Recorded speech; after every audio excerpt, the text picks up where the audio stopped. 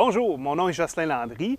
Il me fait plaisir de vous accompagner pour une autre capsule ornithologique, une chronique qui a pour but de vous montrer des bons endroits à Montmagny où on peut profiter du plein air, mais de l'observation d'oiseaux, un passe-temps, l'ornithologie qui est de plus en plus populaire. Et aussi, du même coup, aujourd'hui, on va vous parler de Grande Oie des Neiges. Déjà, à la dernière émission, on vous a raconté un petit peu la migration de l'oiseau. Un oiseau qui part des terres de Baffin, qui niche là-bas, qui utilise Montmagny comme une halte routière, si on peut dire, sur son voyage qui l'amène dans les terres de la côte est américaine. Et puis, le printemps, un voyage en sens inverse qui les amène surtout dans nos champs. Les oies blanches, depuis les derniers 20 ans, ont beaucoup changé leur comportement. Vous entendez parler de la Grande Oie des Neiges un peu partout dans le Québec. On pense entre autres au lac Saint-Jean, où l'oiseau était peu présent autrefois. Il faut savoir qu'au début de la colonie, les oies blanches étaient vraiment évidentes à observer entre le Cap Tourmente et Montmagny. Jacques Cartier, dans son cahier de bord, avait identifié dans son carnet que les oies étaient présentes sur les battures de l'île aux Oies, qu'il a lui-même nommé oies blanches avec un Y. Il disait nombre d'oies blanches et grises. Donc, c'était à son voyage d'automne, puisque les oies qui sont grises, ce sont les oisons, les jeunes oiseaux qui ont à peine 3 mois. Les oies blanches ont toujours mangé dans les battures entre l'île aux Oies, le Cap Tourmente et Montmagny, au mélange des eaux douces et des eaux salées, on dit en eau saumâtre, puisqu'ici, au mélange de l'eau douce et de l'eau salée du fleuve Saint-Laurent, la plante qui est vraiment résistante, c'est le Syrpe d'Amérique, S-C-I-R-P-E. Le Syrpe, c'est la nourriture de prédilection de l'oiseau. On pourrait même dire qu'elle a, l'oie blanche, des petites denticules sur le bord du bec, sur le bord de la langue, lui permettant d'extraire du sol le rhizome, la racine. Donc, l'oie blanche se plonge la tête dans la vase, va chercher les rhizomes, va tirer fort sur cette riche énergie lui permettant de faire sa migration. Nos oies blanches, cependant, ont changé leur comportement millénaire dans les derniers 20 ans à se nourrir dans un nouvel habitat qui a été créé par l'homme, soit les terres agricoles. Je le mentionnais lors de la dernière émission, il existe dans l'Ouest canadien la Petite Oie des Neiges qui est au nombre de 3 millions à 5 millions et là-bas, les oiseaux ont profité des prairies et ont augmenté en nombre de façon catastrophique. On pourrait penser qu'à un moment donné, Dame Nature fait bien les choses.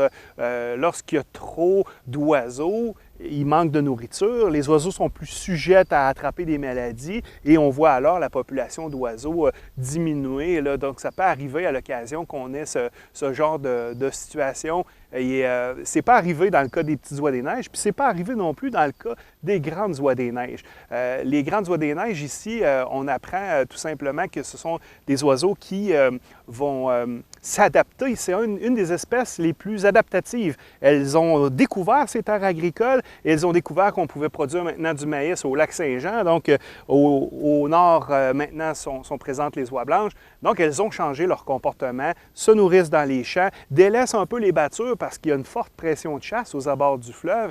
Donc, les oiseaux sont plus en sécurité dans les terres et utiliseront les battures la nuit pour s'alimenter pendant toute la nuit dans les secteurs où il y a de la chasse habituellement. Les chasseurs étant au sommeil, c'est l'endroit idéal que les oiseaux utiliseront pour aller chercher leur énergie. Donc, nos oies blanches ont changé, ont profité des grands changements en milieu agricole. Ici, la Grande Oie des Neiges est rendue autour de 1 million d'individus. Donc, on peut se poser des questions. Quand il y a trop d'une espèce, qu'est-ce qui se passe? C'est que dans des endroits comme l'Arctique, où la nourriture prend du temps à se régénérer, bien là-bas, s'il y a trop d'oiseaux, ça laisse derrière les oies blanches un sol acide où il n'y a plus de nourriture qui pousse, non pas seulement pour les oies blanches, mais pour d'autres espèces d'oiseaux aussi. Alors, on suit ça de près. C'est l'oiseau le plus étudié par le Service canadien de la faune. Il n'est pas rare au quai de Montmagny de voir des oies blanches avec des colliers dans le cou, avec un émetteur permettant de connaître leur déplacement et de savoir où elles vont, combien de jours elles vont passer dans une région ou dans une autre. On sait qu'autrefois, je dis autrefois, mais il y a une vingtaine d'années, dans les années 90, les oiseaux passaient 12 jours à Montmagny et passent maintenant seulement 9 jours sur notre territoire. Alors, on suit la situation de près. Une chose est sûre, les oies blanches d'aujourd'hui, les adultes, enseignent à leurs jeunes à s'alimenter dans les champs. C'est un nouveau comportement et ça change un petit peu la dot, là. Entre autres, le printemps. ça cause chez nous, et je le disais l'autre jour, des retombées, des pertes en milieu agricole assez importantes. Donc, je disais 1 million de pertes en milieu agricole à l'est du pont de Québec. Alors, c'est pour ça qu'on aura, exemple, à Cap-Saint-Ignace, un système permettant de chasser du côté sud de la 132. Donc, les cultivateurs sont contents parce qu'ils voient des renforts avec les chasseurs qui viennent chasser dans leur champ, qui effarouchent les oies de leur champ. Et puis, du côté nord de la 132, on donne littéralement les champs aux oies blanches. Donc, ça veut dire que les agriculteurs qui ont des champs du côté nord, eux autres seront dédommagés par l'assurance récolte ou par d'autres programmes, permettant ainsi de centraliser les oiseaux dans certains secteurs. Sinon, on envoie les oiseaux dans le champ du voisin. Donc, ça prend des secteurs qu'on appelle des champs attrayants, des champs qui sont pensés spécifiquement pour recevoir le trop plein d'oiseaux qui débordent chaque printemps, parce qu'il faut savoir que pour les agriculteurs, c'est véritablement des pertes. Il y a quelques années, on avait fait des tests dans la région, on avait placé des canons d'aéroport dans les champs. Les champs étaient tous mangés par les oies blanches, c'était jaune à la fin du printemps, vers le 23 mai, et il y avait parfois le canon qui tournait sur lui-même avec un petit rond de verdure sur ses abords, comme quoi les oiseaux s'adaptent, comme je le disais tout à l'heure, en groupe. Elles ont cette façon de comprendre et d'éviter aussi les zones de chasse, d'éviter les... Alors, il faut prévoir, il faut calculer, il faut organiser notre territoire si on veut garder les oies blanches dans la région. C'est un peu un appel à tous du même coup à vous dire qu'il est important de ne pas prendre les oies blanches pour acquis dans notre région. On dit Montmagny, capitale d'oies blanches. Donc, c'est important d'avoir des sentiers d'accès pour aller observer nos oiseaux. C'est important aussi de respecter les secteurs protégés, de ne pas déranger les oiseaux dans les secteurs qui sont protégés. Et il y a des secteurs spécifiques aussi pour la chasse où on va aller chercher des données scientifiques aussi qui vont nous aider. Parce que vous savez que ce sont les chasseurs qui aident et contribuent à contrôler nos populations d'oiseaux, mais aussi à apprendre énormément d'informations sur le passage migratoire de nos oies blanches et de toutes les autres espèces qui voyagent en même temps que les oies blanches. Je pense aux autres espèces de sauvagines, c'est-à-dire les espèces de canards, donc le gibier à plumes qu'on peut chasser ici. Donc, les chasseurs contribuent à mieux connaître. D'ailleurs, on dit qu'en Amérique, les oiseaux qui sont chassés sont les oiseaux les plus en grand nombre. Donc, la quantité du troupeau de grandes noix des neiges et de canards en général se porte quand même assez bien. Donc, intéressant de voir qu'on a une saine gestion de nos territoires, mais il ne faut pas, comme je le disais, les prendre pour acquises, et il faut ici, dans la région, se doter d'endroits où on peut observer, où on peut chasser. D'ailleurs, à ce propos, il y a quand même une belle sagesse là, dans notre région, à savoir que l'un des plus anciens traités de chasse dans le monde a été signé en 1803 du côté de Cap-Saint-Ignace. Là-bas, les cultivateurs, se rendant compte, les paysans, qu'ils envoyaient à coups de mousquet les oies chez le voisin, qu'ils s'envoyaient mutuellement le problème de ces oies brouteuses dans les champs, eh bien, ils se sont organisés des secteurs protégés. Et ça a été un peu un début dans l'art de gestionner notre faune. Alors, c'est typique à notre culture, sûrement emprunté du savoir-faire autochtone, que celle de garder dans notre garde-manger suffisamment de réserves pour le printemps suivant. Donc, de là, l'idée de ne pas exterminer une espèce, mais d'y aller avec un nombre d'oiseaux qu'on est en mesure de tuer.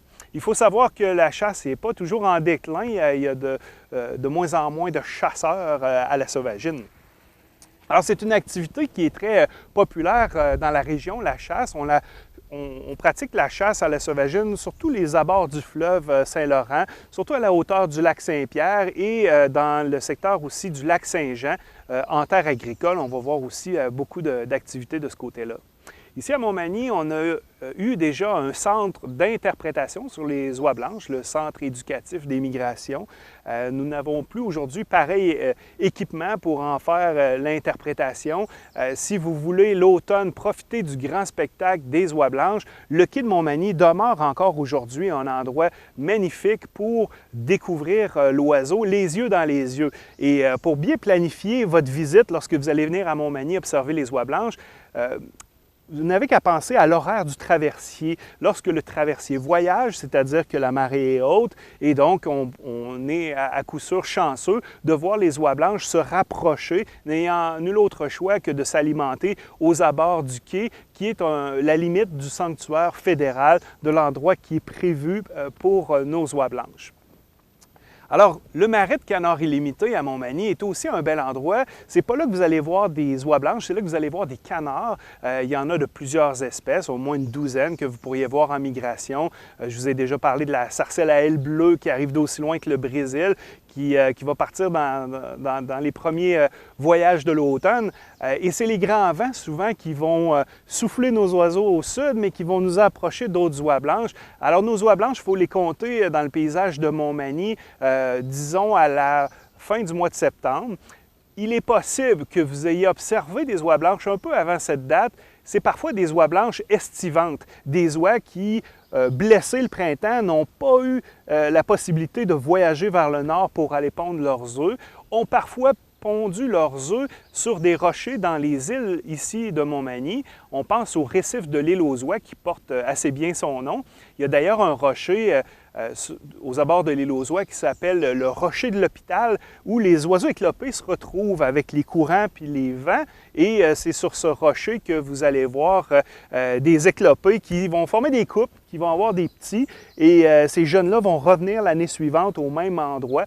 On appelle ça des oies estivantes, là, des oies qui passent l'été avec nous. C'est elles, c'est les premières oies que vous allez voir évoluer sur les battures de Montmagny l'automne et il va se joindre à ces oiseaux un peu plus tard l'arrivée des...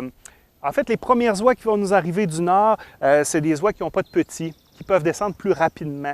Des oiseaux qui ne sont pas encore matures, qui n'ont pas atteint l'âge mature de 3 ans, l'âge pour s'accoupler. Donc, ces oiseaux-là vont descendre plus rapidement. Les familles étant retardées par les oisons qui, comme je le disais, n'ont pas terminé la musculature de leurs ailes. Ces oisons qui vont nous arriver aux environs de la 2e semaine d'octobre.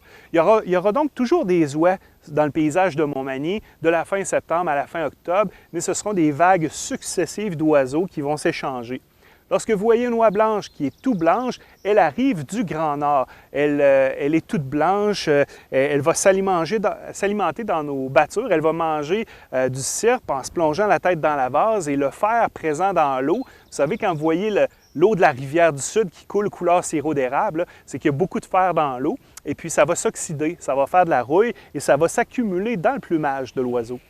Donc, nos oies blanches vont être toutes rouillées quand ça fait 2 semaines qu'elles passent dans notre région. Quand elles sont tout blanches, c'est qu'elles arrivent du Grand Nord. Vous allez être capable de voir cette distinction. Autre phénomène intéressant à observer à partir du quai de Montmagny l'automne, c'est de voir des oiseaux qui sont noirs au lieu d'être blancs. Moins de 1 oie sur 100, jeune oison, au lieu d'être grise, elle va être toute noire. Et adulte, elle sera noire avec la tête blanche. Donc, c'est un phénomène génétique. Il est normal de voir dans une volée d'oies blanches 1 ou 2 de ces oiseaux que vous allez voir, là, donc on dit moins de 1 sur 100. Autre truc que vous pourriez voir, si vous avez des jumelles ou un télescope, vous pourriez voir une oie blanche avec un collier jaune dans le cou, un collier d'identification. Ce sont des gros chiffres, 2 lettres, 2 chiffres, permettant de nommer l'oiseau. Vous allez sur le site du Service canadien de la faune et vous pourrez connaître à quel moment l'oiseau a eu sa bague. Combien de petits elle a eu l'année passée ou l'année d'avant? Est-ce qu'il s'agit d'un mâle ou d'une femelle? Est-ce que l'oiseau était accompagné de ses petits? Et d'ailleurs, on va vous poser des questions sur le site web, à savoir, est-ce que l'oiseau que vous avez vu aujourd'hui était accompagné? Est-ce que l'oiseau était dans un champ ou sur la batture? Bref, vous allez contribuer à donner des informations scientifiques nous permettant de mieux gestionner, si on peut dire, la population de grandes oies des neiges. Alors voilà, c'est une autre activité qu'on peut faire lorsqu'on va observer les oies blanches au quai de Montmagny que de découvrir des raretés, donc des oiseaux d'une autre couleur, des oiseaux avec des colliers et remarquer les petites familles. Vous allez toujours voir vos couples d'oies blanches ensemble pour la vie et les 4 ou 5 de l'année qui seront ensemble. Parfois, vous verrez des années où il y a plus de petits que d'autres années, tout dépendant si les conditions de nidification étaient bonnes. Parfois, le gel dans l'Arctique va faire que nos oiseaux auront la vie dure. Avant ça, les œufs gelaient tous les 4 ans, mais c'est un phénomène qui tend à s'estomper, donc la population n'arrête pas de grandir. Alors, c'est le genre de spectacle que vous pourriez voir à Montmagny. Nous vous invitons cet automne à marcher sur les battures. C'est une activité qui coûte 0 $ et qui permet un véritable dépaysement chez nous, d'aller souligner le printemps et l'automne, la migration des grandes oies des neiges, un oiseau qui nous représente très bien. Alors, merci à tous. Mon nom est Jocelyn Landry. Ça m'a fait plaisir de vous parler d'oie blanche aujourd'hui et nous aurons d'autres capsules que je vous invite à découvrir très bientôt. Au plaisir!